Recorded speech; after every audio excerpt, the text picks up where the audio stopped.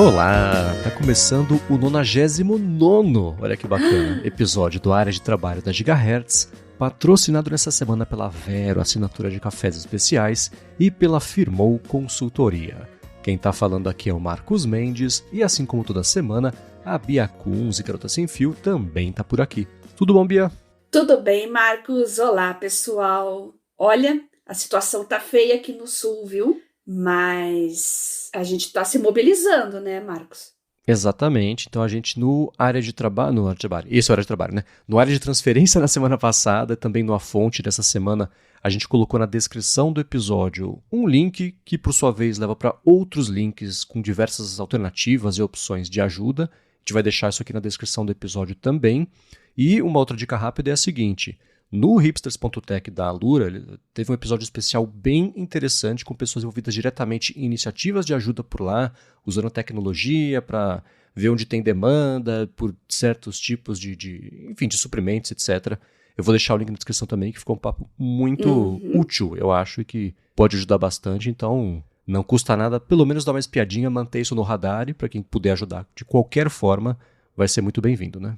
Legal. Muito bem, vamos começar aqui com os follow-ups em relação às últimas semanas, e a gente até costuma falar, aliás, ainda nesse assunto, a gente costuma falar sobre IA, e a gente recebeu aqui de uma pessoa que escuta o podcast alguns links, eu selecionei um deles para falar aqui, que é de o Google, que está mostrando lugares de inundação no Rio Grande do Sul com a ajuda justamente de IA. Eles têm uma plataforma que funciona para o mundo inteiro, na verdade, que é o Flood Central, e eles, enfim, né, falaram bastante sobre isso nos últimos dias por aqui, até num post que eu achei meio estranho ali do blog do Google, né? Não é hora de falar sobre si e sobre ajuda, mas enfim. Eu vou deixar aqui na descrição do episódio um link que fala especificamente sobre essa ferramenta do Google, como ela funciona e, enfim, tem acesso à ferramenta também e como eles têm usado IA para fazer isso. E também sobre IA, o Flávio Fernandes compartilhou lá no grupo, ou foi no Mundo Sem Fio, ou no Produtividade Móvel, né? O projeto dele, que é o PodNow, que usa inteligência artificial de um jeito que vai encadeando uma tarefa na outra para fazer a gravação, né? Ali a locução, a narração, enfim, a gravação também, a edição num episódio completo de podcast. Ele, inclusive, cita, lá quando eu fazia o loop matinal, né? Me cita também no post, fiquei bem feliz com isso. E eu vou deixar o post que ele publicou aqui na descrição para quem quiser ver melhor, entender melhor, não só o produto mesmo, esse PodNow que ele está fazendo, mas tem um vídeo com o processo todo que leva à criação do podcast. Eu achei um jeito muito interessante e promissor, né, de usar IA para quem se interessa por podcast, né? Tem gente que fala, eu prefiro as pessoas normais, tem gente que acha legal. Eu acho muito bacana para hard news, por exemplo, né? Coisas que você precisa atualizar constantemente. Então, para podcast noticioso, a gente está numa situação de enchente agora, que é o típico da situação que funciona super bem. Eu achei muito legal o projeto e vai ficar no link aí, nos links do episódio. Sugiro que vocês dêem uma olhadinha, prestigiem lá o Flávio, que o projeto é bem legal, tá? Bem bacana mesmo. E eu tava pensando não sobre essa parte de notícias mesmo, que eu falou hard news de podcast, mas de um modo mais geral. Tem muita notícia que ela não é que é a mesma notícia, mas, por exemplo, saiu o beta do iOS 17. Blá, blá, blá. Essas coisas já podem ser automatizadas hoje em dia, né? Tudo bem que você vai ter que colocar ali uma informação ou outra específica sobre o que pintou neste beta, e às vezes não tem nada de novidade, né? Fala, igual passada, beleza? Mas o grosso dessas coisas de notícias que são meio cíclicas, não tem porquê você escrever do zero toda vez ou ter um template salvo no WordPress para você copiar. Então essas tarefas que são mais repetitivas, você usar a IA para dar, não é uma cara do jeito de enganar, mas assim, dar uma naturalidade e livrar você de trabalho repetitivo, acho que é o jeito perfeito de fazer isso, especialmente em podcast que exige muitas etapas, né? Tem a parte da gravação que, enfim, leva tempo, né?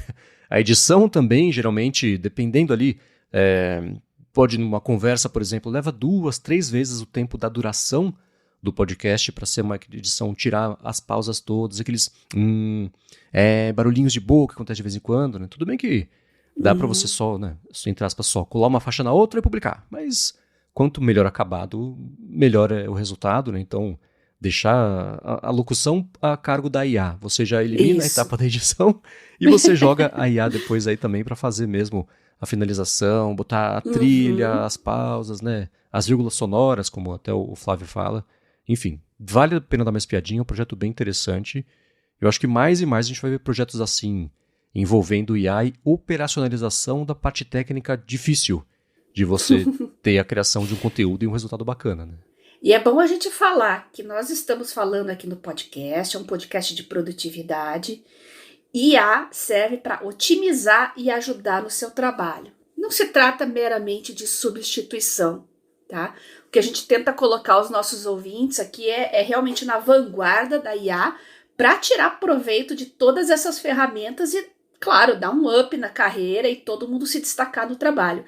Então a questão aqui é pegar os insights das coisas e saber usar a seu favor. Obviamente, podcast como o nosso aqui não vai ser extinto, não precisam ficar preocupados com isso, não. Mas a gente encontra maneiras completamente novas de disseminar informação. E eu dei o exemplo, aí a gente está numa emergência climática, aí, com enchentes e tal. Então, às vezes, a gente precisa realmente agilizar as coisas, otimizar o trabalho, e ferramentas de IA tem que fazer parte da nossa rotina. Não interessa se você é jornalista, produtor de conteúdo, designer, né? A gente quer agilizar e oferecer o melhor para as pessoas. No início, todo mundo bate com a testa na parede, tem gente que fica muito braba. É assim mesmo, tá? Não fiquem assustados. Eu tava conversando com uma amiga que é professora essa semana, né? E ela tá bem braba com esses negócios de IA. Ela fala que ela é mais ou menos, ela é contra, né? Falando claramente. Mas eu tento explicar isso para ela, né? Isso não tem volta, tá? Já chegou, tá aí. Não vai simplesmente ser tirada do mundo de uma hora para outra. O que a gente tem que fazer é saber se virar e nadar no meio de toda essa enxurrada de informação e novidades que são despejadas para a gente o tempo todo e aplicar isso na carreira. E a gente vai falar um pouquinho mais para frente aí das novidades da OpenAI, tem algumas coisas que a gente pode falar no assunto educação novamente, né? Abordar isso melhor. Vamos deixar mais para frente, né? Sim, e só um adendo sobre isso, né? E é uma discussão que ela já aconteceu de diversas formas várias vezes, então vou tentar passar por ela rapidinho aqui, que é a diferença entre você usar a IA para fazer variações do que ela já sabe, que ela é perfeita para isso, versus esperar que ela crie uma coisa 100% nova, que isso, com esses modelos de IA generativo que a gente tem hoje, não vai acontecer. Né? Tudo que ela faz é remixar o que ela já sabe, o que ela aprendeu, o que está no treinamento do modelo, etc, etc. Por isso que, por exemplo, você usar essas IAs, vamos pensar sobre o podcast de notícias, né? Você joga lá 18 notícias, fala assim, resume aqui em 1 ou 2 parágrafos cada uma e coloca numa sequência que faça mais sentido para a gente manter os mesmos assuntos do jeito agrupado, etc.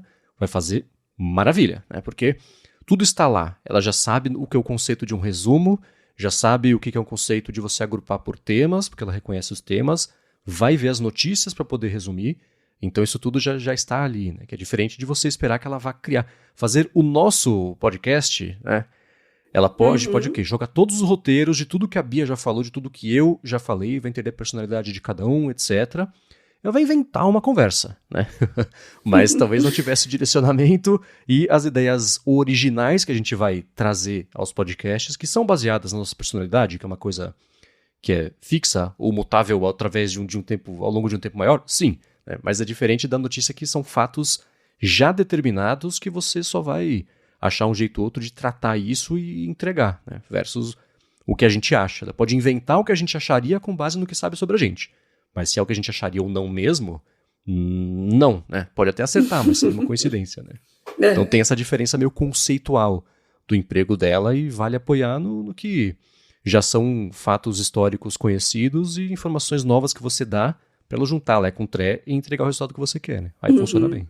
Muito bem, ó. E uma coisa que você me mandou ao longo dessa semana é sobre o investimento que a Microsoft vai fazer, né, na construção de data center aí de IA nos Estados Unidos, que é um investimento considerável, né? Sim, é um pouco contraditório, né? A gente vê esses investimentos grandes, data centers novos, claro que vai precisar de mão de obra, gente treinada, a gente está falando de IA, E ao mesmo tempo a gente vê notícias de layoffs, né, Marcos? Toda hora tem uma companhia grande aí anunciando layoffs. É uma fase de adaptação que a gente está passando, né? Uhum.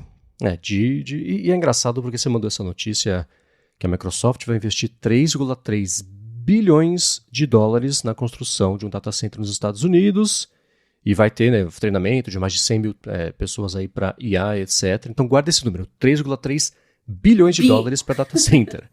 Ao mesmo tempo, faz o quê? Uma semana, a Microsoft e a OpenAI anunciaram um fundo para combater desinformação e deepfakes eleitorais. Uhum. Chuta qual foi o valor desse fundo, Biane. Mais que o nosso fundão eleitoral ou menos? 2 milhões de dólares. Pensa em 3 bilhões para fazer o data center e 2 troco de pão.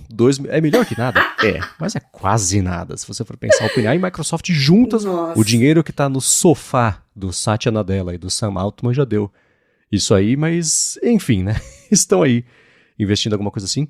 E você tocou num ponto interessantíssimo, né? Sobre, de um lado, layoffs e de outro, investimentos desse tamanho para fazer isso. É um momento de adaptação, de priorização de recursos que, apesar de triste, era meio inevitável. Eles demitiram essas pessoas todas de um lado para poder sobrar essa grana e fazer isso, porque a demanda por essa estrutura vai aumentar. Né? E entra um ponto também de que, em muitas tarefas, a IA ela vai agilizar o trabalho? Vai. Que é um outro jeito de falar o quê? O trabalho que 20 pessoas faziam, se as 20 pessoas forem agilizadas por IA, você pode usar 8 pessoas para ter o mesmo output, né? Então, também é uma questão meio delicada aí, que isso sim deve tocar em muitos trabalhos que a IA consegue ajudar e acelerar a produtividade, né? É bom aprender rápido a usar isso, porque se alguém aprender antes de você, vai ter uma vantagem arriscada, né? Caso uma hora precise fazer um encurtamento da equipe. Não importa de que área vocês sejam, se é exatas, biológicas, humanas, invistam no talento que vocês têm, se aperfeiçoem, sejam autodidatas, tá? Porque isso é um escudo contra as dinâmicas ruins de mercado de layoffs e adaptação. Eu conheço muita gente que estava nessas ondas de demissões, mas em menos de um mês conseguiram colocações novas. Por quê? Porque são destacadas e atualizadas. Então sempre vai ter espaço para pessoas boas. Tá? Se isso não está acontecendo com você, não fique triste, tá? Invista em você, você só não está adequado, não é uma questão de você ser pior ou melhor que ninguém, é uma questão de se adequar, tá? E qualificação hoje em dia é muito fácil da gente obter, eu fico pensando muito em como eram as coisas 20, 30 anos atrás, né? Até para fazer um vestibular, se você não tivesse vindo de uma escola boa, de um cursinho de primeira. Hoje não, né? A internet está aí, você tem conhecimentos e até cursos pagos são muito mais acessíveis que antigamente. Então, não criem desculpas para vocês mesmos, tá? Invistam, acreditem no talento de vocês. E se vocês estão ouvindo o Área de Trabalho, com certeza vocês já têm meio caminho andado, porque vocês já se interessam pelo assunto, né? Exato, já está de olho, já é um excelente começo, né? Exato. Agora eu vou trazer aqui alguns follow-ups que vocês mandaram pra gente em relação ao papo da semana passada, a parte específica sobre autismo, TDAH, que a gente pediu, né? Você pediu, Bia, pro pessoal mandar impressões, enfim, reações ao que a gente conversou. Mas antes disso, eu vou tirar um minuto do episódio para agradecer a Vero, assinatura de cafés especiais, que está patrocinando mais esse episódio do Área de Trabalho. Opa, hora de fazer o meu aqui. E segue oferecendo um bando de presentes para você assinar o plano anual ou um presente que também é ótimo na assinatura do plano mensal. Plano do quê? É o seguinte, a Vero procura por pequenos produtores de cafés especiais por todo o Brasil e manda esses cafés uma vez por mês para quem assina, sempre com alguma surpresinha gostosa ali, uma comidinha que harmoniza bem com o café do mês. Nesse mês, por exemplo, um tijolinho ali de doce de leite que, bom, dia 15 de maio, adivinha? Já acabou, né? Mas já teve também, enfim, polvilho, mini pão de queijo, um cookie de laranja recentemente que foi gostoso também, sempre alguma coisinha gostosa, chocolate, enfim. Na Vero, uma coisa que é bacana é a seguinte, você escolhe qual que é a quantidade de café que você quer receber todos os meses e escolhe como, se você quer, por exemplo, grão torrado e o quão torrado você quer torra clara, quer torra mais escura, você pode combinar se você quiser, que é como eu faço. Você pode escolher receber ele direto em pó, você pode escolher em cápsula, né, para usar na maquininha de expresso, e eles torram os cafés todo dia antes de mandar para os assinantes, o que quer dizer que quando você recebe o café em casa, ele foi torrado há pouquíssimos dias, aquela cafezice gostosa do café recém-torrado vai estar lá, você vai poder aproveitar, vai ver como é diferente você tomar um café moído na hora já e melhor ainda mais, né? Mas mesmo que você receba em pó ele recém-moído versus aquele café que fica um tempo na prateleira e ele vai oxidando e perde ali aquela parte mais gostosa do café recém-torrado e recém-moído. E para assinar tem duas modalidades, a anual e a mensal. E a assinatura anual é de longe aí a com melhor custo-benefício porque eles dão 17% de desconto em relação ao preço da assinatura mensal. Aliás, o plano anual também é um excelente presente para alguém. Então, se tem um aniversário, alguma coisa assim chegando, vale a pena pensar em dar a assinatura da Vero como presente. E os cafés vêm sempre com uma explicação, né, sobre qual é a produtora, a região, a pontuação, a altitude também. Você vai com o tempo, vai aprendendo mais sobre café, o que identificar diferentes gostos dentro ali do café, que é um jeito muito bacana, vira um hobby muito bacana. E a parte mais legal é a seguinte, se você for em Vero com 2 Os, Veroo, tem link na descrição, mas vero.café/adtrabalho. Se você assinar o plano anual, você vai receber de brinde uma prensa francesa, que é um jeito super gostoso de fazer café. Vai receber também um guia de preparo. Vai receber um moedor manual. Aí você pode passar a pedir ele direto em grãos, torrado sem estar moído. E recebe também 100 gramas de brinde aí de um grão surpresa. Já para assinar o plano mensal em vero.café/adtrabalho, você ganha R$20 de desconto no primeiro mês da assinatura. Tem uns 3 anos, já um pouco mais que eu assino a Vero, sou super satisfeito. Eles chegaram aqui até a Gigahertz porque eu falei bem deles no ADT, né? E o pessoal passou a assinar, eles vieram falar com a gente. Enfim, deu super certo, o pessoal gosta bastante e você pode conhecer melhor em vero.café/adtrabalho, tem link na descrição, ou então usar o cupom ADTrabalho para fazer o checkout. Muito obrigado a Vero pelo patrocínio de mais esse episódio aqui do Área de Trabalho e pelo apoio a toda a Gigahertz. Vocês ouviram eu preparando o meu aqui. Tenho certeza que todo mundo ficou com água na boca. Pena que podcast não tem cheiro, né? Pois é. Valeu, pessoal da Vero. Muito obrigada por patrocinar o Área de Trabalho. E café é sinônimo de produtividade. 100%. E Bia, vamos lá. Sobre semana passada, aquela parte do nosso papo que envolveu autismo, TDAH, etc., uma pessoa anônima que escuta aqui o podcast falou o seguinte: faz uns 10 dias, em consulta com o neurologista, e ele, entendendo o meu caso, trouxe uma suspeita de autismo, a princípio nível 1, mas nada certo ou confirmado. Essa pessoa ainda vai investigar, né?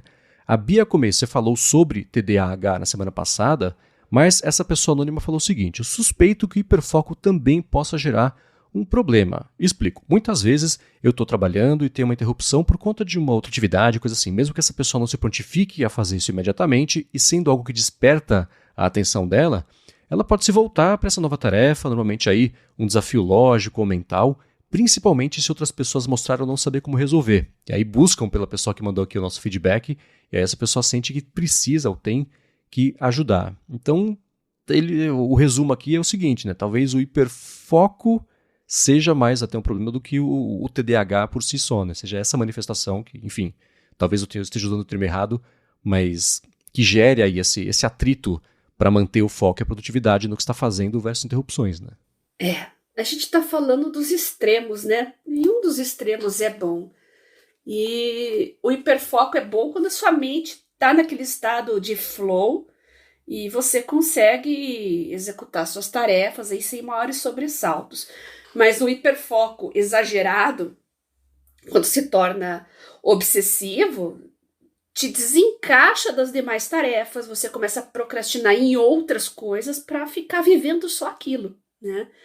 Então a gente vai falar no futuro, né, Marcos? A gente está planejando aqui um episódio especial sobre isso, e eu passo por isso também. Eu tenho problemas de hiperfoco que eu nunca achei que eram problemas, porque eu estudo, trabalho muito sozinha, então comigo isso funciona, mas eu negligenciei, sim, muitas áreas da minha vida por causa disso. Eu estou começando a trabalhar isso agora.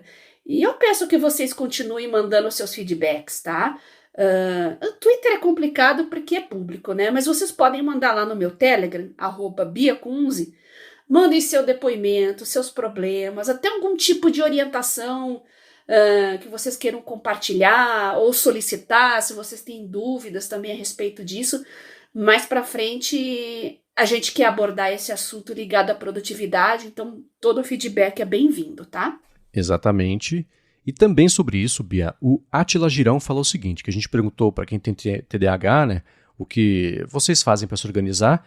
Ele falou, realmente até agora não achei um aplicativo 100% bom, mas o que me ajuda a me organizar são aqueles bullet journals, no caderno mesmo, e o Capacities, que a gente até falou sobre ele aqui recentemente, o aplicativo da plataforma, enfim, Capacities, que ele falou que usa como segundo cérebro. Ele vai anotando e passa a limpo depois. E uma outra dica é deixar o telefone com a cor preta e branca. Em acessibilidade, no iOS eu sei que tem isso, no Android imagino que deva ter também. E ele falou que vai fazer um vídeo sobre isso no canal dele, que é Átila Girão. Opa! E quando sair, avisa a gente, tá, Átila? Que a gente compartilha com todo mundo aqui. Conheço algumas pessoas com TDAH e eu falo muito de canetas e a importância do digital e do papel. E, curiosamente, eu lembro que algumas pessoas mandaram feedback para mim falando que tem TDAH e que usar o papel ajuda elas um pouco a focar melhor nas coisas, porque realmente o digital pode ser um problemão para quem é disperso, né? Então, às vezes o papel... Eu sinto isso, às vezes eu preciso me desligar do digital e... A minha maneira de lidar com isso é modo avião, total, né? É mudo e modo avião. E caderno e papel, que daí eu escrevo mais devagar, de forma mais focada, consulto slide, consulto livro. Se eu precisar abrir um vídeo, abrir ali um ChatGPT, eu posso fazer aquilo ali junto, mas o papel realmente te dá uma sensação maior de imersão, tá? A gente já falou de digital aqui, a gente falou do Jonathan Haidt, a gente falou do Michel Desbourget, né? A gente já recomendou as leituras aqui, e realmente... Pensem um pouco no papel, se vocês têm esses problemas, tá? Eu acho que uma agenda, um planner, ou mesmo um caderno normal, uma caderneta, assim, que você leva com você o tempo todo para colocar suas ideias, olha, é bem bacana e funciona assim, tá? E, Átila, eu vou aguardar o seu vídeo, tá? Boa, e só um ponto sobre, ele falou sobre usar o display, né, do telefone em preto e branco. Eu lembro que a primeira vez que eu ouvi falar sobre isso foi o Marco Gomes, que eu não sei se escuta aqui o podcast, caso ele escute, um abraço pra ele. E eu testei por um tempo, eu tentei, mas não consegui me adaptar. E eu já usava, por exemplo, o telefone com a função de reduzir as animações, né, para as coisas pararem de pular na tela e só fazer uma transição rápida para eu fazer o que eu preciso fazer. Então, nessa época eu testei isso, não funcionou. Fiquei tentado até a dar uma chance nova, não por uma ajuda de foco mais do que qualquer outra coisa. E eu vou caçar tanto no iOS quanto no Android, se tem guias ou links de ajuda que facilitem aí para quem quiser encontrar esse ajuste. E se eu encontrar, eu deixo aqui na descrição. E quem usar, seja por um tempo, seja para curtiu a ideia e adotou, manda pra gente também o feedback, que vai ser bacana ver como é que coisas assim vão se encaixando aí na cabeça de cada um, né? Sim, a gente falou do Books Palma também, que é um smartphone com tela de Kindle. Sim. Né? Porque ainda que você deixe o seu celular no preto e branco, ele ainda está emitindo luz. Então, uma tela de Kindle não tem esse problema. Eu lembro que eu já li sobre isso, eu preciso achar essas informações, mas o LCD, ou qualquer tipo de tela, na verdade, que emite luz, tá constantemente ali batendo na tua retina e estimulando certos transmissores aí que bagunçam um pouco o arranjo cerebral. Já o Kindle não tem esse problema e você tem a sensação de estar lendo um papel mesmo, né? Preciso ver melhor sobre isso, gente. Tô relembrando bem de cabeça, assim, mas é uma relação com emissão de luz e não emissão de luz, que é o caso do papel e dos Kindles, tá? Nossa, quem tiver o Books Palma, quem comprar um dia, por favor, faça um review pra gente, principalmente se você tiver algum tipo de neurodivergência ou algum problema com procrastinação. Conta pra gente, que eu tenho muita curiosidade em saber disso. E falando, Bia, em procrastinação, o Pedro Lazari falou o seguinte: tenho um diagnóstico de TDAH e mesmo medicado, as distrações são um grande problema. Acho que a autossabotagem é um grande problema. Ele falou assim, dependendo da tarefa que eu preciso fazer, pesquisar sobre algum outro assunto sempre parece ser mais interessante. O que funciona para mim são as pequenas recompensas. A cada conjunto de tarefas concluídas, eu paro um pouquinho para fazer alguma coisa que eu estou mais interessado ou curioso. Ele falou que é meio que um Pomodoro, mas sem o cronômetro. E falou, e também limitar as redes sociais. Para isso eu tenho usado o aplicativo Opal, que eu vou deixar aqui na descrição do episódio, ou Opal, né, que eu não devo falar de um jeito, que é uma forma bem fácil aí de liberar o tempo de uso no iPhone. Então, se você tem realmente problemas sérios de procrastinação, e quando eu falo problemas sérios, é você não entregar as coisas no prazo, enfim, alguma coisa que causa um prejuízo sério na sua vida, né, com trabalho, com estudos, tem que radicalizar mesmo, tá? Esconde lá o smartphone embaixo da cama, ou então, se você não pode ficar sem, eu sei que o dispositivo ali muitas vezes é uma ferramenta de trabalho, de estudos, usa esses aplicativos, tá? Para forçar você a se comportar melhor quando tá trabalhando, tá? Boa. E Bia, mudando agora de assunto, você perguntou na semana passada se existiam aí ouvintes que usavam o MacBook só com uma entrada USB-C e sem ajuda de adaptador, dongle, coisa assim. Como vivem, do que se alimentam. Né? E naquele tem um comercial do... Exatamente! O comercial do MM, eles existem! Peraí, você tá me dizendo que eles existem? O Bruno Matelli falou o seguinte, que a esposa dele é psicóloga e só usa o notebook e fone de ouvido para estudar e fazer atendimentos online para ouvir melhor lá os pacientes, né? Ele mandou uma foto, falou que o que vocês veem na foto é exclusivamente o cabo do carregador e ele falou que faz backup por time machine todo mês, mas nada de dongles, então tira do carregador, coloca para fazer o backup e beleza, do outro lado um fone de ouvido e tá resolvido. Então, Nossa. Essas pessoas existem, Bia. Sensacional. E também sobre isso, uma pessoa anônima mandou o seguinte, né? Eu não uso, mas meu marido usa e as pessoas que ela vê no trabalho também não usam nenhum tipo de acessório, dongle, adaptador, nada. Essa pessoa falou o seguinte, penso que é uma realidade para quem trabalha produzindo conteúdo de vídeo ou de áudio, por exemplo, usar muito adaptador, mas para quem não é dessa área, não faz sentido ter um adaptador pendurado ali, enfeiando o MacBook. Ela falou que o MacBook segue bonito, sem nenhum adaptador externo para usar nas portas extras, tudo bem minimalista, e quem não produz conteúdo usa só uma saída USB-C para carregar o MacBook e pronto. Então tá aí, Bia. Eu acho que a gente que é meio nerd ou meio exagerado com tecnologia, a gente tem um fetiche com adaptador e dongles e drives, que mais? Drive externo, não sei. Tanto que a gente compra aquelas bolsinhas assim para encaixar os adaptadores, encaixar os SD cards, todas essas coisas assim, mas é bem lembrado, realmente é mais uma realidade para quem trabalha com áudio e vídeo, né? Eu tô pensando no caso aqui da psicóloga, né, esposa do Bruno, realmente ela não precisa de nada além de um fone de ouvido. E eu vejo muito com estudantes também, né? Estudantes estão basicamente o tempo todo ali num navegador, num editor de texto e com o fone de ouvido ali, vendo aula, assistindo conteúdos, né? São realidades diferentes. O mundo tá se adaptando também a novas formas de interagir com o conteúdo, né? Tudo muito na nuvem, tudo muito conectado. O fone de ouvido, sim, esse continua indispensável, né? Aos pouquinhos, eu acho que essa necessidade de adaptadores foi reduzindo porque quando foi a transição, né, de USB-A para USB-C, a maioria das pessoas tinha tudo USB-A, ou um teclado que não fosse Bluetooth, ou um mouse, e os acessórios, né, gerais. Aí acontece o quê? Você compra o computador USB-C, não tem nada USB-C. Aí você bota o adaptador USB-C para USB-A, aí você espeta ali o que você precisava. Dependendo da situação, e aí sim é mesmo para quem já cria, né, usa áudio, usa coisa de vídeo, etc., vai aumentando a quantidade de coisas que faz sentido terem saído do computador, porque não é todo mundo que usa, né? A conta, bem grosseiramente, é a seguinte, né? Estamos vendendo não sei quantos milhões de computadores. 3% usa essa entrada aqui. Vamos tirar essa entrada e vende adaptador? Quem precisar compra, quem não precisar, ótimo. Né? Os 97% a gente economiza nessas peças aqui. É basicamente essa a conta. Então foi saindo tudo, né? Lembra? Saiu disquete, CD, né? Enfim, CD, digo, entrada de drive óptico, DVD, Bluetooth, etc, etc.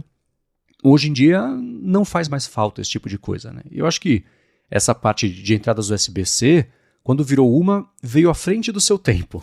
Porque as pessoas precisavam, ao mesmo tempo que carregava ali um Mac, de outras coisas também. Então, por muito tempo, se vendeu aqueles adaptadores 4 em 1, 6 em 1, 10 em 1 de entradas USB-C para USB-A para USB-C, mas isso foi reduzindo mesmo. E tá aí, pelo menos dá para ver que saindo da nossa bolha aqui de tecnologia, que gosta de ter um gadgetzinho, acabei de comprar aqui um teclado macro, que ele tem Bluetooth, mas também tem USB-C. Estou usando agora o microfone, eu tenho entrada USB-C. Se fosse um carregador que eu usasse no Mac, não na tomada, seria mais uma entrada, aí precisa, né? Mas é tudo, bom, definição de acessório, né? É uma coisa, você não depende disso para trabalhar, mas usa para deixar mais cômodo, mas aí é como funciona no dia a dia de cada um. Então, tá aí, Bia. Legal. Essas pessoas existem sim, estão bem felizes com a vida sem adaptadores. Que bom! Morro de inveja de vocês. Porque carregador na minha vida, assim, eu entendo como é mais uma coisa para esquecer quando eu saio de casa. Uhum. Exato. E Bia, eu tenho falado aqui do app da Nike, que nem sempre é meio sacana, né, que não deixa compartilhar os dados, e o Matheus Santos lembrou a gente que já tem sim como integrar o app da Nike com o app do Strava para as corridas, mas é só para corridas novas. As antigas ele falou que acha que não transfere. E foi uma coisa que pintou no ano passado, quando eu já tinha desistido de usar o app da Nike, porque antes ele não tinha esse compartilhamento, né? Então pelo menos entre o Nike Run Club e o app do Strava, tem sim, o Run Club e o Training Club, né? E o app do Strava tem sim como fazer esse compartilhamento para ter os dados as métricas da corrida mesmo, né? Então a passada, a variação de altitude, o mapa, né, da corrida, não só ter ali corrida, que às vezes não é suficiente para, enfim, ter dados ali à mão para quem for fazer um treinamento um pouco mais específico, etc. E eu vou deixar na descrição o link que o Matheus mandou para o suporte aqui do Strava, já mostrando como é que faz para linkar uma coisa na outra e tirar proveito disso. Então, obrigado a ele. Nem lembrava que isso tinha acontecido, porque depois que eu desisti, o app morreu para mim. Então, eu parei de acompanhar as evoluções dele. Agora, então, acho que eu vou fazer o seguinte, eu vou aproveitar para pedir para o Strava, pelo amor de Deus, colocar modo escuro na interface, que é incrível que até hoje não tenha. Quem sabe alguém fala, mas já tem sim, é só vir aqui e ligar. Pode ser que aconteça. Eu vou manifestar para o universo que esse seria bom se isso acontecesse. Muito bem, Bia, encerrados os follow-ups, a gente viu nessa última semana um monte de notícia que vai ter impacto bem profundo na questão de produtividade, o jeito como a gente trabalha, as alternativas e ferramentas, etc., que foram 2 eventos, um super curto e um super comprido. O curto foi da OpenAI, o super comprido, a Rave, que o Google fez na terça-feira, para o começo da Google I.O., né, que vai rolar aí por mais uns dias, anunciaram um monte de coisa de IA, e você já tinha me mandado isso, era inevitável que a gente fosse falar disso, selecionei algumas coisas também aqui, para tentar dar um pouco mais de foco da parte de produtividade, etc. Mas teve muita coisa interessante, né? Acho que vale a gente começar pela OpenAI, que anunciou o GPT-4o, que é um modelo novo, e depois a gente fala sobre o Google. O que você acha? Legal. Ode Omni. Né? Achei engraçado isso, né?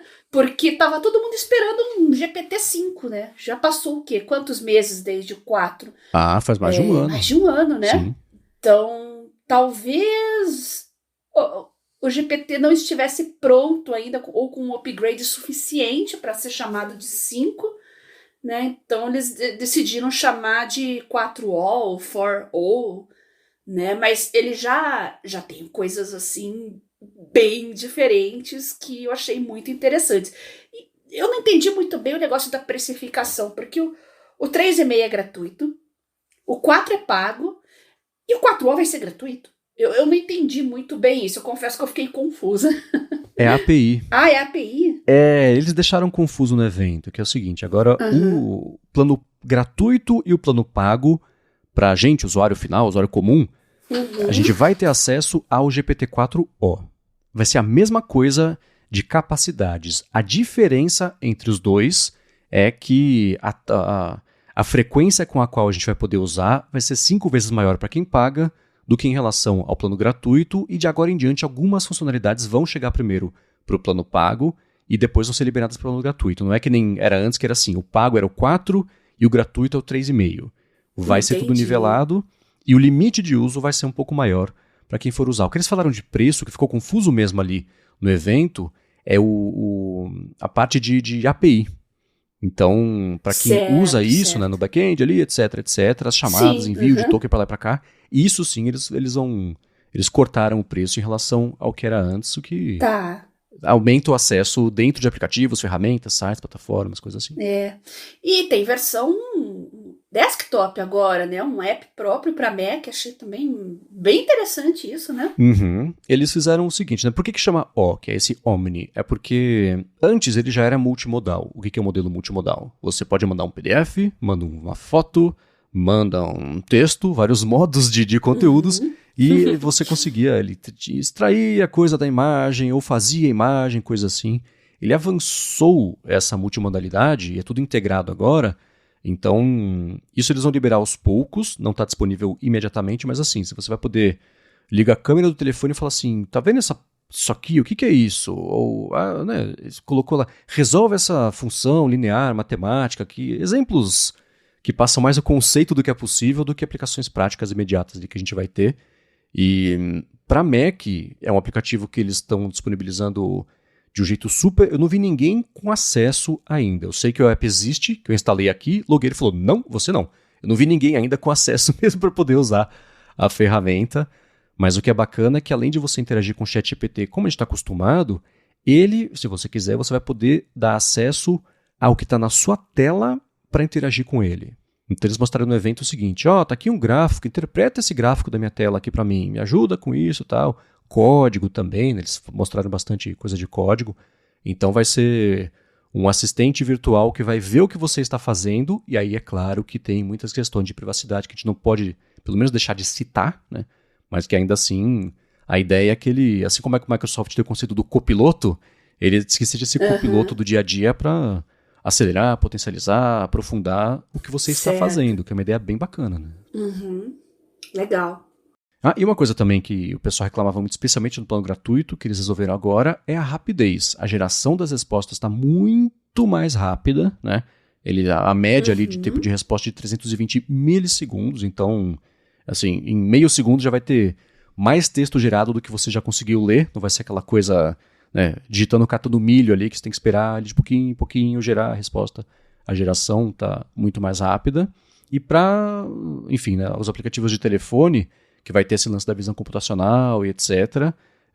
A interação com voz está muito mais natural, né, parece, mas não está tão imediata quanto no evento. Né? Claro, nesse momento ainda tem um delayzinho entre você mandar o comando de voz e ele interpretar e responder, mas a voz mesmo ali está mais natural, tem mais emoção, né? Eles mostraram a voz até empolgada, meio flertando assim com a pessoa, que foi uma coisa meio estranha, que permeou todo o evento. Mas esse jeito de, ao invés de você ter que subir o print de alguma coisa para pedir ajuda com isso, você mostrar na câmera e já direto conseguir interagir com isso, quando chegar, eu acho que vai ser uma mudança boa aí, de dia a dia, né? Você chegou a ver os vídeos que eles postaram com aplicações práticas? Tem um que é uma moça falando em italiano, e ali o GPT ele funciona como um tradutor, não é bem um tradutor a palavra, acho que é mais um intérprete, né? Ele fazendo a ponte ali, ela falando em italiano, os rapazes falando em inglês, né? Tudo de uma maneira muito natural.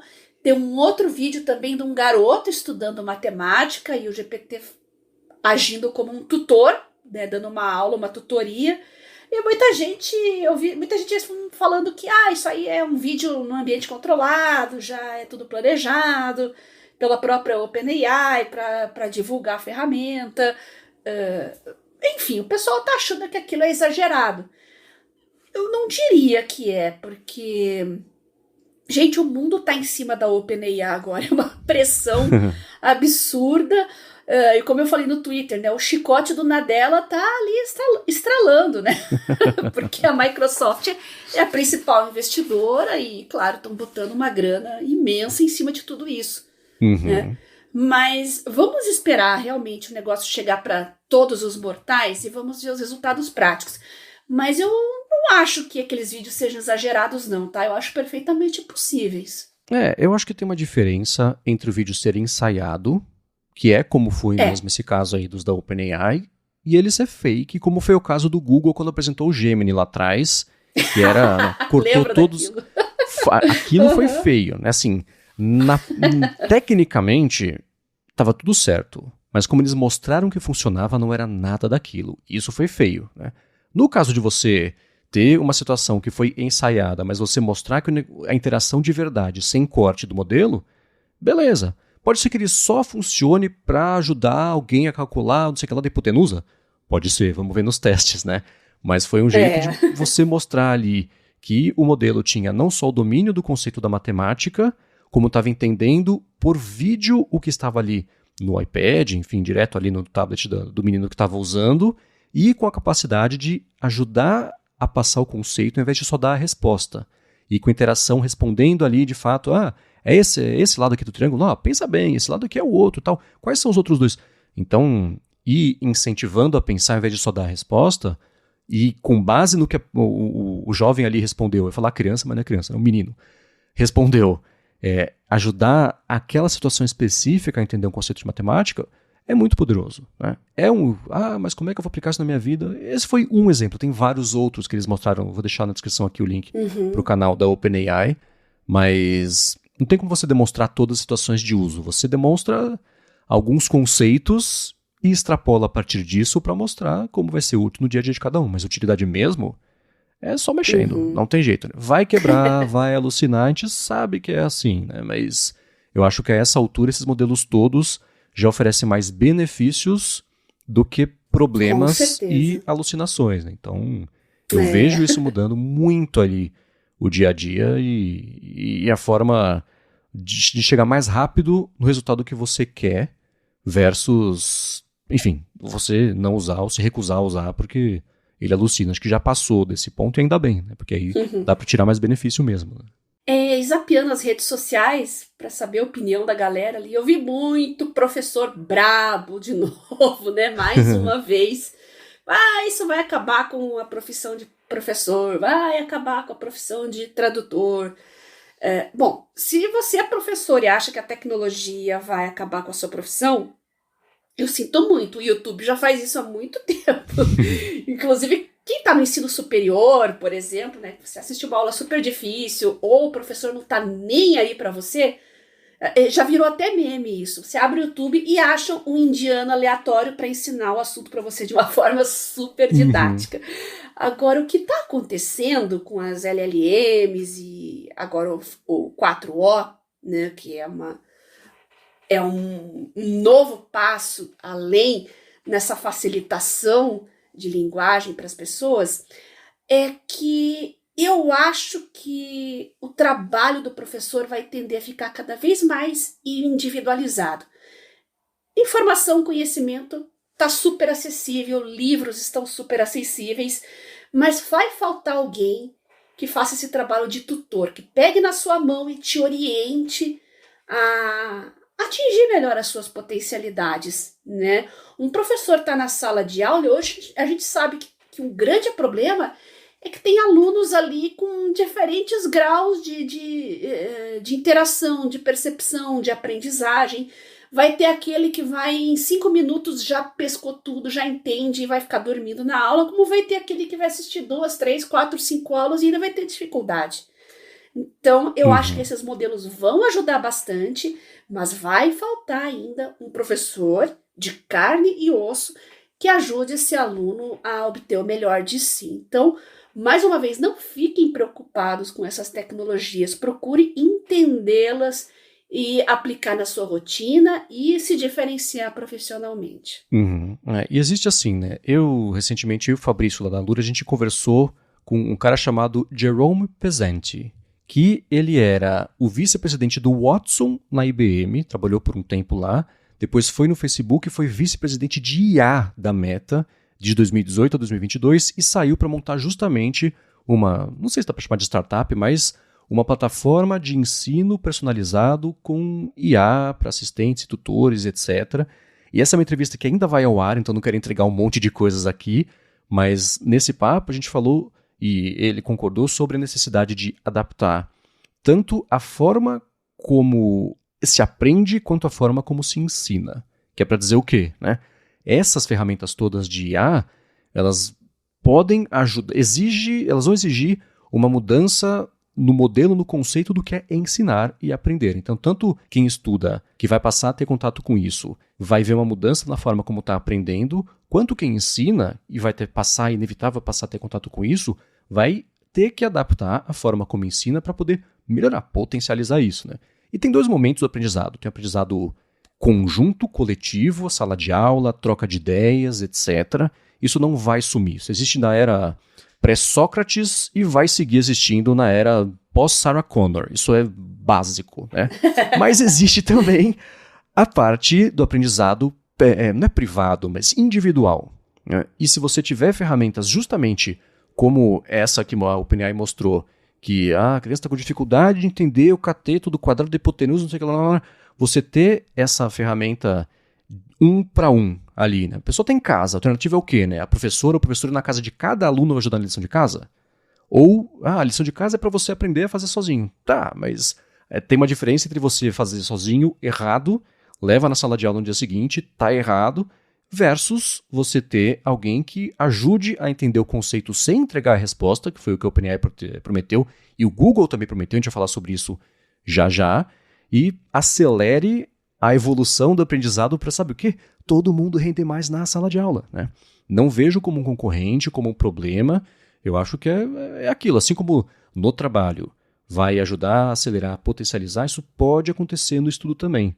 Porque aí sim eu concordo com o quê? O pessoal fala assim, mas dá para usar para o bem ou para o mal. A faca sempre foi usada para o mal também, né? Por isso, eu acho esse argumento furadíssimo. Porque você tem um sistema inteligente que está interagindo com a pessoa. É como se a faca soubesse que vai ser usada para o mal e se recolhesse. Sei lá, essa comparação não rola, né? Mas aqui sim eu concordo que assim como no trabalho vai potencializar e acelerar, na sala de aula isso também pode acontecer. Mas vai exigir ajuste de todo mundo. Mas eu vejo como uma coisa positiva, não como uma ameaça à profissão tradicional de ensino. Isso, felizmente, é absolutamente necessário e vai continuar com ou sem IA. Eu vi alguns artigos de alguns educadores e eles falam que a educação desse novo século é justamente individualizar para cada um, né? Para cada aluno, entender que os alunos são diferentes, que têm necessidades diferentes e fazer a mensagem que você está passando chegar efetivamente a todos eles, tá? Isso é a educação do século XXI. Então, tecnologia não é um fim, é um meio. Exatamente. Tá? Eu acho isso maravilhoso. É por isso que eu amo tecnologia. E bom, esse foi o evento da OpenAI. Eu acho que a gente passou mais tempo falando sobre o evento do que o evento teve de duração, né? Que foi tipo 20 minutos, com esse monte de novidades aí, né? Aliás, um asterisco rápido, né? Imagina uma dela feliz da vida, né? Investir $20 bilhões na OpenAI. Eles falam, tá bom, tá aqui um app de Mac. Pô, lança pra Windows também, né? Mas enfim. O Google, nessa terça-feira, fez a abertura da Google I.O., que é a conferência anual que eles têm para desenvolvedores, mas geralmente a abertura é um evento voltado mais para o grande público, uma prestação de contas do que vai chegar por aí, anúncios, etc. Teve um monte de novidade envolvendo IA, várias delas vão ter impacto também direto em produtividade, a gente vai falar sobre algumas delas aqui, mas antes eu vou tirar um minuto do episódio para agradecer a Firmou Consultoria, que está mais uma vez patrocinando o Área de Trabalho, e quer lembrar você, fim de maio tá chegando. Lembra que eu brinquei, Bia, no começo do Natal tá aí, hein? Estamos no fim de maio já quase, né? Fim de maio quer dizer o quê? Tá acabando o prazo para você fazer a declaração do imposto de renda. A Firmou pode, ela consegue, ela vai te ajudar com isso. Então você pode procurar por @Firmou Consultoria ou no Facebook ou no Instagram, falar para eles que você escutou a mensagem deles aqui na Área de Trabalho e resolve, que já devia ter feito, né? Mas resolve rápido a declaração do imposto de renda. Já uma outra coisa que eles oferecem é a seguinte: serviços de contabilidade consultiva e gestão financeira, e ela é especializada em startups, em empreendedores, profissionais liberais, pequenas e médias empresas. Então, para você que está pensando em abrir a sua empresa ou desenrolar uma pendência aí da vida PJ, do seu CNPJ e coisa assim, a Firmou resolve. Ela vai além de oferecer serviços de contabilidade do dia a dia e atua como uma mentora financeira para você e para sua empresa. E a gente aqui da Gigahertz sabe muito bem, conhece muito bem os serviços e a forma rápida como a Firmoo resolve, porque foi graças a ela que a gente lançou a rede lá em 2022, em tempo recorde, sem problema, burocracia, complicação, foi tudo para mim foi inédito isso, né? Ela conhece as melhores estratégias para você poder manter a sua empresa sempre de olho em economia de custos, tributo certo para cada categoria e coisa assim.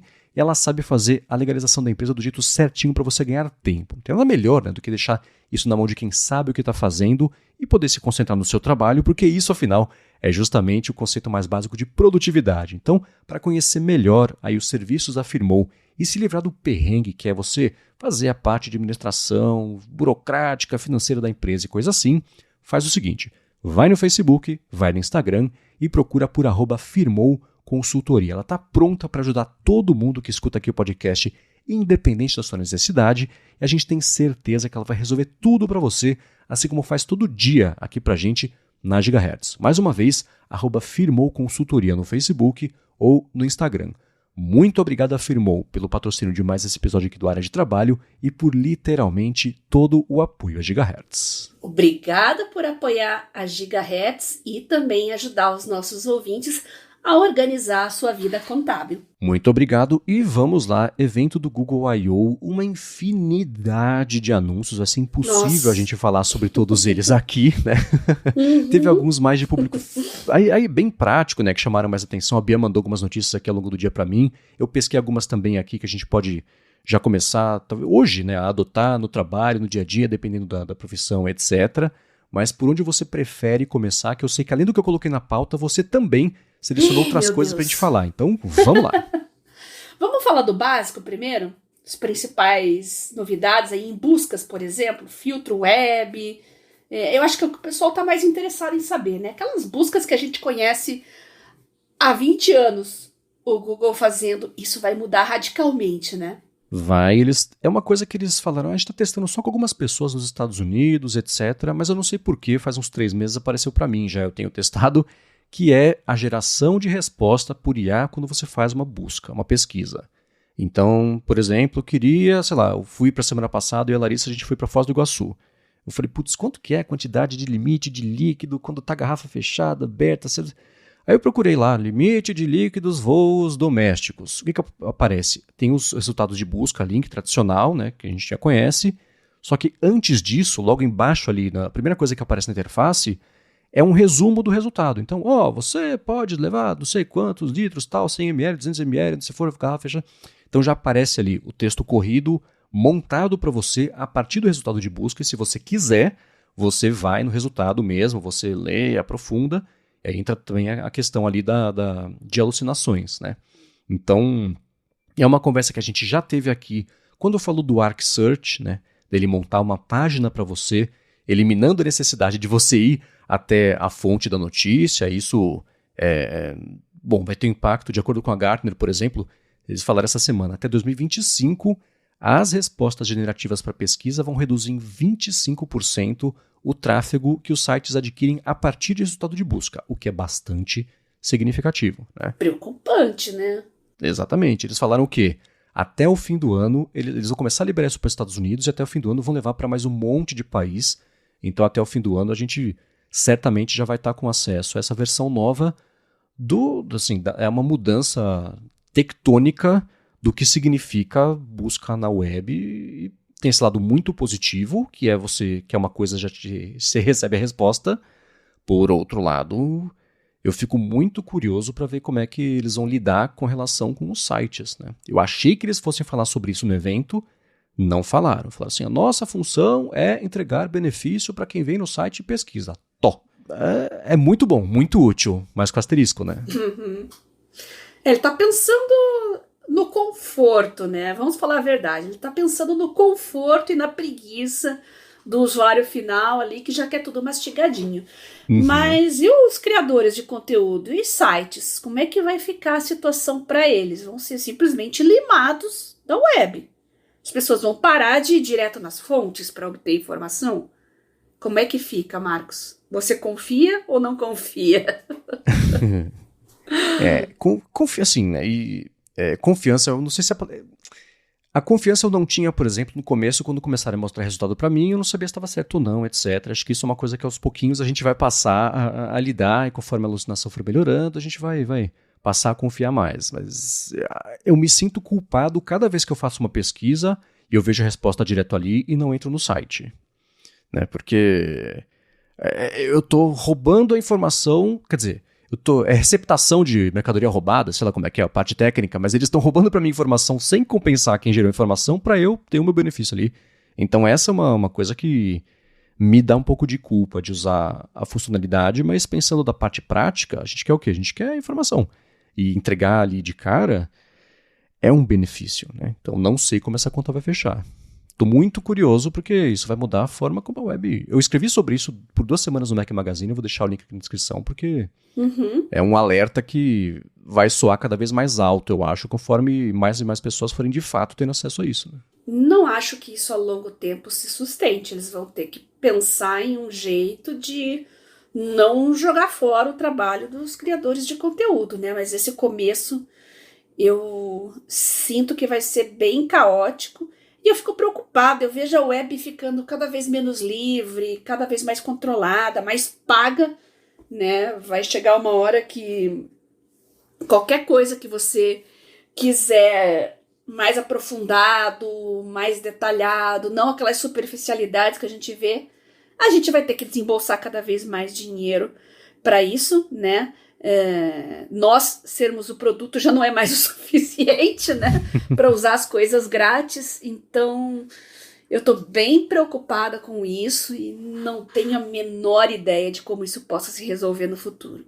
Isso vai ser, eu acho que não vai ser tão catastrófico quanto a gente está imaginando agora, porque a gente não viu como é que vai ser a solução, mas certamente vai mesmo mexer. Mas isso assim, é um 5% do que foi anunciado lá no evento dessa terça-feira, né? Então isso é uma coisa que ainda não está disponível no Brasil, vai chegar, tem outras ferramentas que já estão fazendo isso, falei sobre o Arcsearch, por exemplo, tem a Perplexity que faz um trabalho excelente de entregar também isso, eles fazem um trabalho até melhor para mostrar, trazer direto ali na cara os links, as referências, para promover que você visite o site, mesmo que às vezes você já resolveu a sua dúvida, né? Então, para aprofundar, é uma coisa que eles fazem, mas esse é um bullet point aqui do que eles anunciaram ontem e que vai chegar e que quando chegar vai aumentar a produtividade, a rapidez com a qual a gente trabalha. Esse vai ser um impacto positivo interessante. Só o impacto ruim é por quanto tempo isso vai funcionar, né? Porque se a gente parar de visitar o site, não vai ter informação para começo de conversa. Né? Vamos esperar o negócio chegar e aí a gente atualiza a nossa opinião, né? Sim. É uma excelente coisa para a vida, inclusive, essa recomendação que você deu. Agora também teve o filtro web, né? O que você achou dele? Olha, de novo, eu acho que o usuário preguiçoso de Google vai ficar sem acesso a um monte de coisa, né? Basicamente é você esconder conteúdo. Eu entendi assim, pelo menos. Eu sei que, mais uma vez, eles querem facilitar as buscas, tornar o negócio cada vez mais orgânico e simplificado e pronto, empacotadinho para o usuário, mas vai deixar muita coisa de fora, viu? Eu sei que tem gente que se irrita, né? Você busca uma coisa, só aparece resultado em vídeo e tal. É uma questão de organizar melhor. Eu acho que não necessariamente esconder. Mas se você clica ali, você vai, né? Você clica nos 3 pontinhos, ali tem mais coisa. Tá, e quem vai clicar nos 3? Vocês estão se esquecendo do usuário médio de internet. Né? Nós somos safos. Não pensem em mim, no Marcos ou vocês mesmos que estão ouvindo. Pensem no usuário médio de internet. Será que realmente ele vai ter acesso a bons conteúdos, boas notícias, boas informações? Ou será que vai ser só aquele assunto, aqueles baits, aquelas coisas mais virais, aquelas coisas super populares? É a indagação que eu faço, que eu deixo para vocês aí. O que vocês acham? Concordam? Olha, assim, quando eu vi eles anunciarem isso, eu achei interessante a ideia de eliminar vídeos, fotos, notícias, etc. e fazer a pesquisa, a busca, filtrar só entre aspas, né, por resultados web mesmo, raiz, 1990, para eu chegar a bater o olho de um texto e saber o que eu quero, né?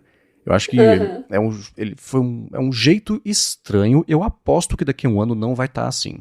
Mas nesse momento é um jeito estranho de eliminar um pouco de todo o resto que o Google passou a trazer junto de resultado de busca que, dependendo do contexto, é útil. Pesquisar alguma coisa, dar um vídeo ali de cara, putz, beleza, vou entrar no vídeo, já é uma coisa mais visual que depende disso, maravilha.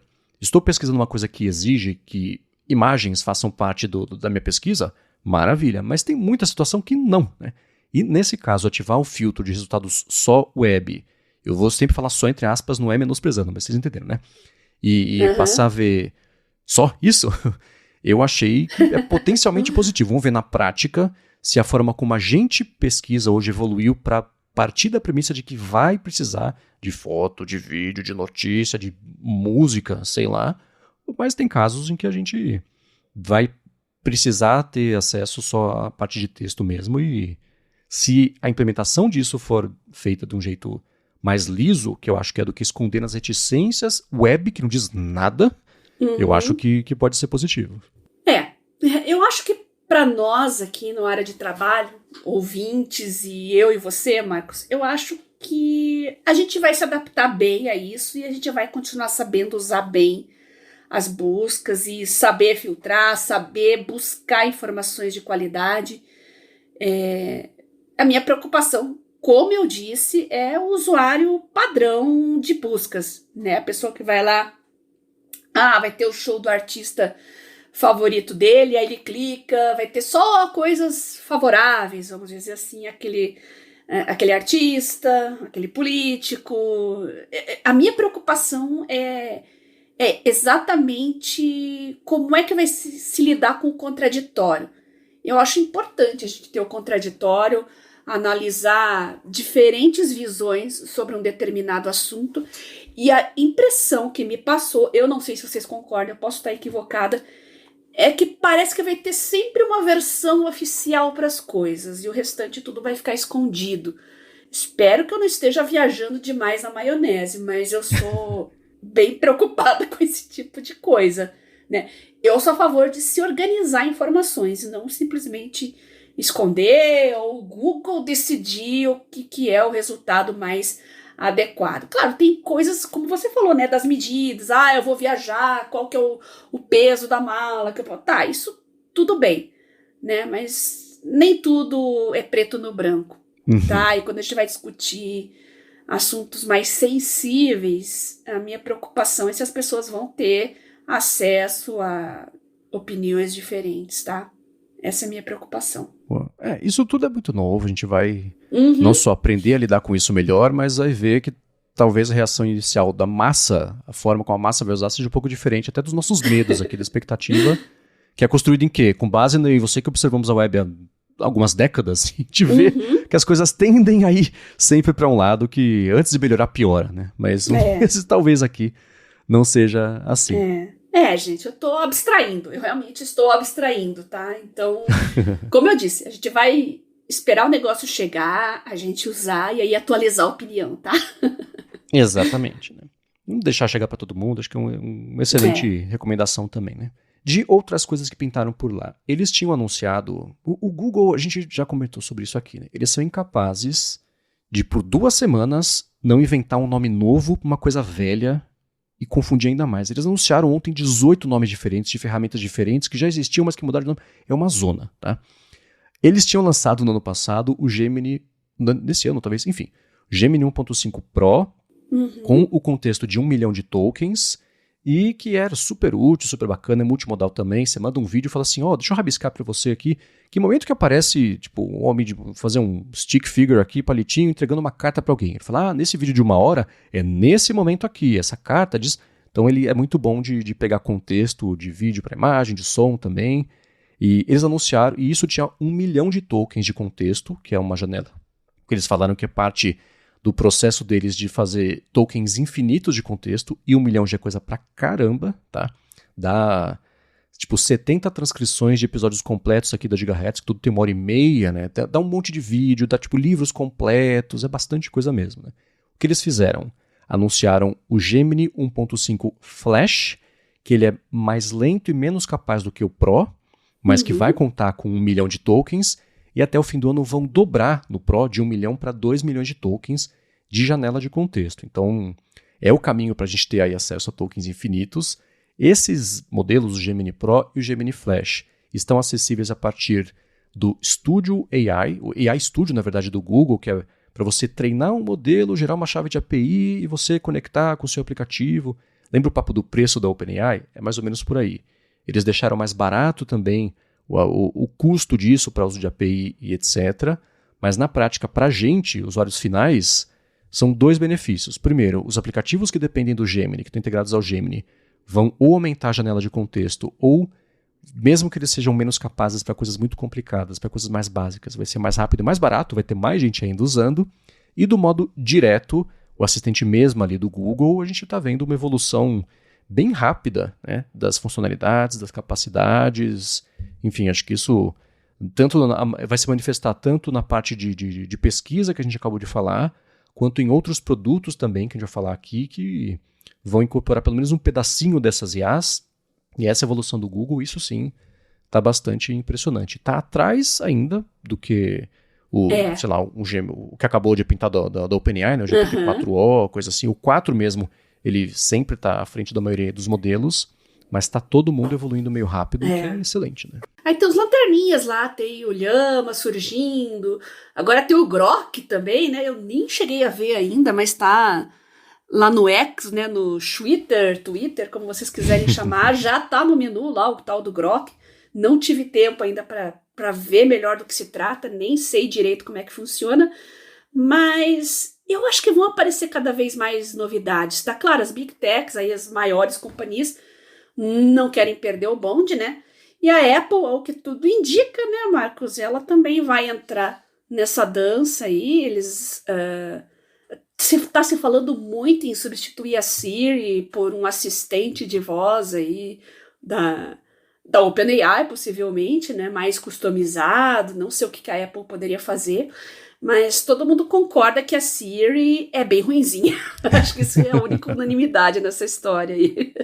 Uhum. Mas seria ótimo, né, os assistentes pessoais de voz com IA, né? Eu falei isso no Twitter, né? Eu detesto o assistente de voz, eu não me dou bem com eles. É o motivo de eu nunca ter comprado uma Alexa, por exemplo. Me preocupo muito com questões de privacidade a respeito disso também.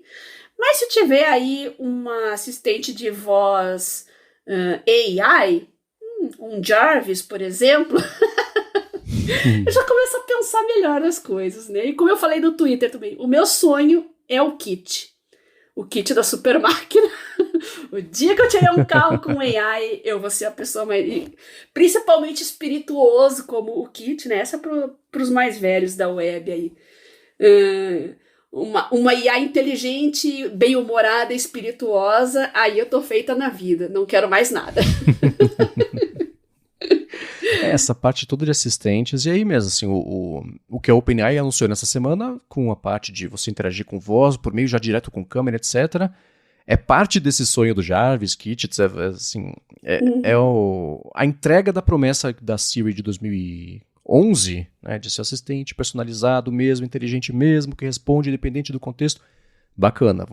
É uma pena que isso seja justamente em um sistema que não está integrado nativamente nem no Android, nem no iOS por enquanto, porque tem a notícia de que a Apple e a OpenAI fizeram uma parceria que pode ser anunciada na WWDC, mas falou que a Apple estava falando com o Google também, então vai saber. Fato é que de um jeito ou de outro tudo indica que os tempos das trevas de depender da Siri para qualquer coisa e se frustrar toda vez pode estar aí no fim, o que é uma excelente notícia, mas vamos ver. O Google, no evento de ontem, dessa terça-feira, um dos anúncios foi meio rápido, mas eu acho que ele é significativo, é o quê? Gente, agora no Android, o Google Assistente vai ser o Gemini. Esquece, o assistente do passado já foi, agora vai ser tudo integrado aí, esse modelo. Isso é bacana. Isso sim, eu acho que é também do lado do Android a entrega da promessa de ter um assistente verdadeiramente inteligente para fazer as coisas como a gente sempre quis e nunca teve, porque eles sempre tropeçavam, caiu de cara no chão nas tarefas mais básicas, o assistente menos que a Siri, mas todo mundo frustrava e deixava a desejar em algum momento, né? Então, isso é bacana. Vamos ver mesmo aí no caso do iOS no mês que vem na WWDC como é que vai ser essa parte. E também existe o Gemini Advanced, né, que é a assinatura tipo o ChatGPT Plus, só que do Google. E eles anunciaram que vai dar para quem assina eu vou fazer a comparação, né? Criar como se fossem GPTs customizados. Lembra da GPT Store, etc. Que, por sinal, vai ficar também disponível de graça para todo mundo. Esqueci de falar sobre isso. No caso do Google, vai ter os Gems, que são pequenos assistentes personalizados, treinados para coisas específicas. É a mesma coisa do GPT customizado, né? Vai dar para customizar, para acessar os dos outros. Isso é bacana, vão ser chatbots aí específicos. Aí dá para imaginar, por exemplo, isso ser integrado com site de empresa, aplicativos. Você, né, tá no trabalho, você treina, sobe os e-mails, não, eu ia falar sobre e-mail, mas sobe os documentos todos, o briefing de um trabalho novo que você precisa fazer, etc. Sobe tudo lá e conversa com o modelo a respeito disso para explorar, saber quais são as particularidades, etc. Isso é bacana. E pulando agora para uma coisa que eles anunciaram que é Labs ainda, então tá super beta, tem acesso limitado ainda. Foi uma série de modelos, um foi de geração de imagem, outro de geração de música, o que é interessante, e um de vídeo que esse sim está completamente só em lista de espera e a promessa é que vai ser muito impressionante. Vamos ver na prática como é que isso vai se comportar, mas isso nem tem expectativa de chegar tão cedo, porque é que nem a OpenAI com o Sora, que é aquela IA de vídeo, né? Estão testando ainda, vendo quais são os jeitos que podem ter mau uso para resolver. Isso ainda leva um tempo. Mas acho que desses todos, a criação de imagens é uma que pode ajudar ou acelerar bastante aí as explorações de imagem do dia a dia de todo mundo, necessidades específicas. Ao invés de caçar a imagem no Google de alguma coisa, você pede para ele fazer a imagem e te entrega. Eu vou deixar na descrição aqui, é o ImageFX, que ainda está em teste, não é uma coisa final, mas já dá para usar. E eu fiz uns testes e achei interessante a ferramenta. E saber fazer bons prompts parece que tá virando uma skill universal, né?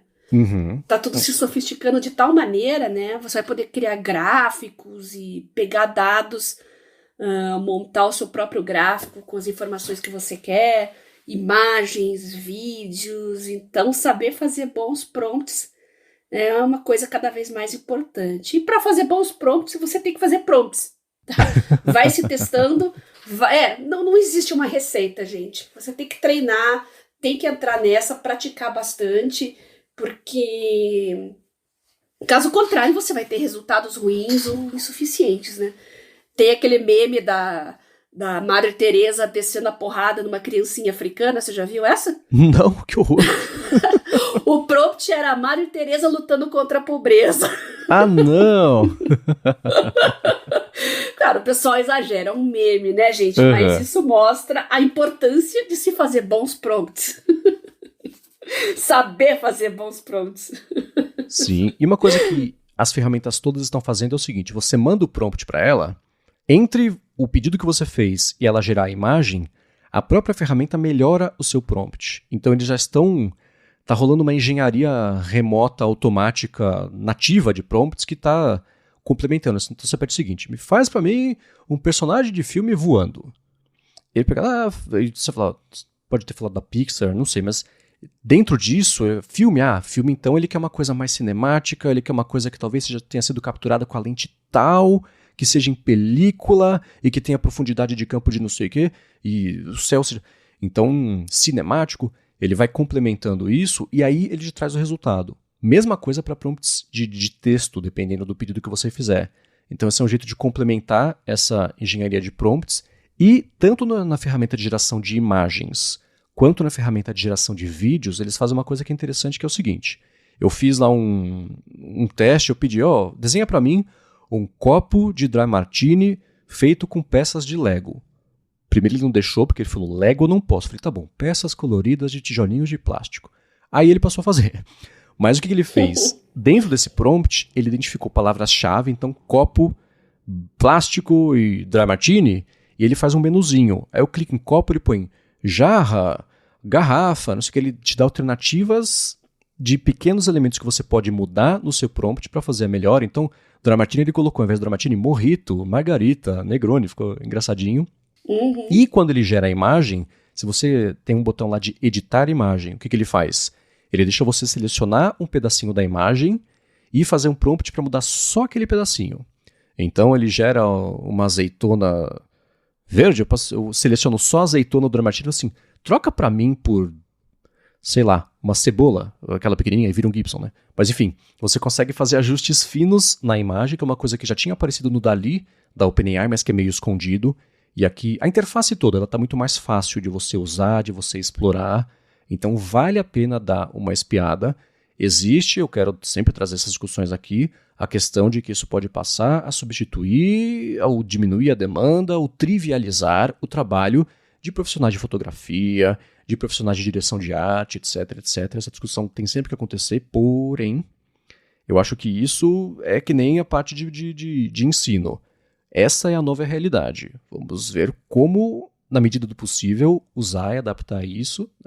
Eu acho que essa geração de imagens não vai substituir uma campanha que vai contratar um fotógrafo, etc., para tirar a foto do produto, mas vai melhorar o exemplo que eu dei agora há pouco. Para quem usava o Google Images, foto de carro num campo verde, e caçava as fotos lá, agora você já gera direto a que você quer, né, para um trabalho específico. Então, acho que isso vai mudar. E a de música é muito parecido. Tá? Só para passar rápido pela ferramenta de música, eles criam loops ou músicas de poucos, 1 minuto e meio, com base também no que você digita. Então eu fiz aqui o teste.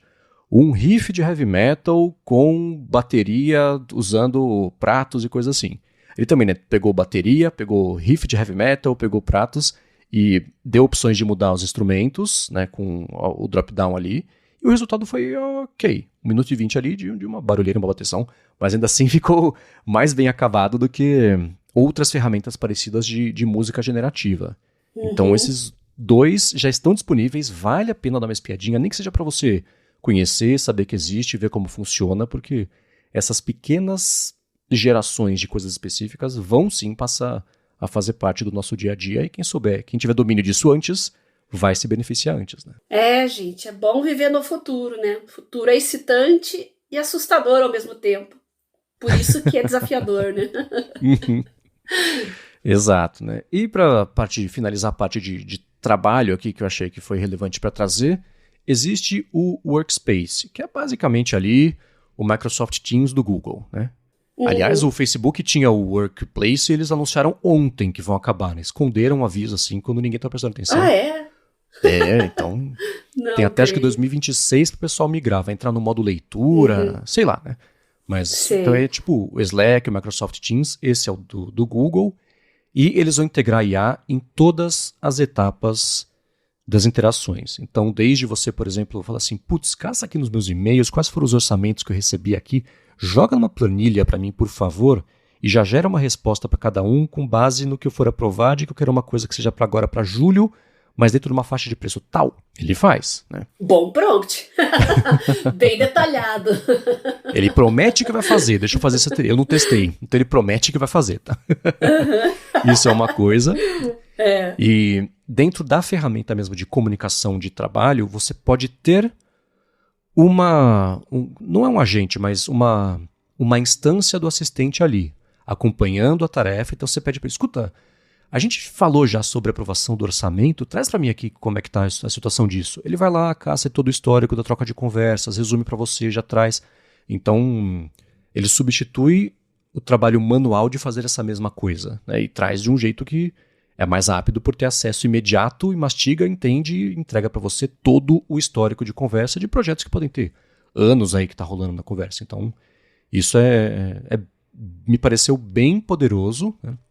Existem já assistentes assim no Slack, eu sei que tem, no Microsoft Teams eu aposto que tem também, mas vai chegar aí no Google e, enfim, são pequenas coisinhas aí que podem agilizar bastante trabalho. Isso eu achei bem bacana, mas é para quem usa a suíte de produtividade de trabalho em equipe do Google só, né? Legal, é bom ter concorrentes, né? Eu acho isso fantástico. A pior coisa é depender de uma única ferramenta e às vezes ela é insuficiente.